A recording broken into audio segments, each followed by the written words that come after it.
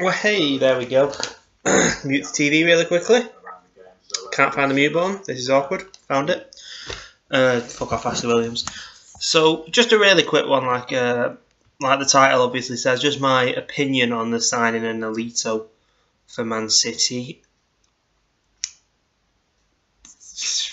I don't quite know how to take it. It's a decent signing, no doubt, but is it going to be a world-class signing that we need? Because we need wingers who are fantastic wingers, because we've not had good all-in-all wingers really ever.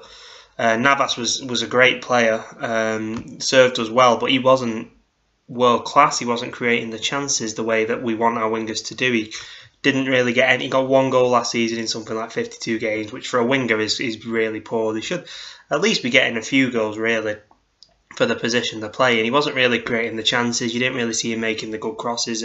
His corners were all getting stopped to the first man. So we don't need another Navas, basically. Sterling, I have a lot of faith in Sterling. I think Sterling will be a fantastic world-class player someday. I think he'll do it with us. I think Pep's going to bring the best out of him, and I think that the people who've doubted him over the Euros and last season are going to be proven wrong. But the thing that worries me most about Nolito is he's wearing the number 9 shirt, which makes me feel he's going to be a striker for us more than a winger for some reason. I don't know. If that's the case, what worries me is that our strikers next season are going to be Aguero, Iheanacho, and Nolito and Sterling, and we're not going to go out and sign Aubameyang, who we've been linked with, who I really want to join the club, whatever the price. I think we've not signed a world-class player in a while. We signed De Bruyne. Other than that, a lot of our players weren't really world-class. We sort of moulded them into what they are. You look at David Silva, he was great when he joined us. I think we moulded him. Same with Yaya Toure, to be honest. And I'd say potentially same with Aguero. He was probably the most world-class player we signed before De Bruyne. I think De Bruyne was world-class at Wolfsburg, so I think that's the first one we've really gone world-class.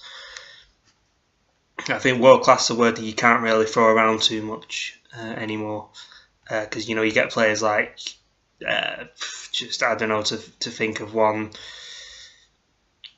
I've seen people call, say, Ramirez when he was at Chelsea world-class. I wouldn't call him world-class. I call him a fantastic player, but I wouldn't call him world-class. Same with the new young players coming through, Iheanacho and Rashford.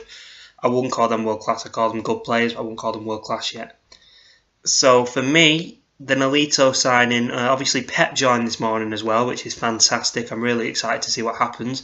I'm going on Sunday to watch the unveiling of Pep at the Etihad, so that should be a fun day out. I think Pep is going to be, hopefully, the man to change us as a club, to build the club up the way I'd say Mancini did. I think Mancini made the club what it is now. I think Pellegrini was given a squad to work with, won a league, and we've seen he's not really a squad builder when he needed to do so, with our players aging a lot. Yaya obviously had a really tough season last season with his brother, with the Ivory Coast, with just all sorts of stuff going on for him, paper talk and everything. So we needed to bring in the world-class players. He went out then and signed, I think it was Fernando, who I like, I rate. I think he's a good player. I think we need to keep him, but he's not world-class. He's not a Yaya Toure replacement. We signed Fabian Delph again. He's not a Yaya Toure replacement. He's not even a good player.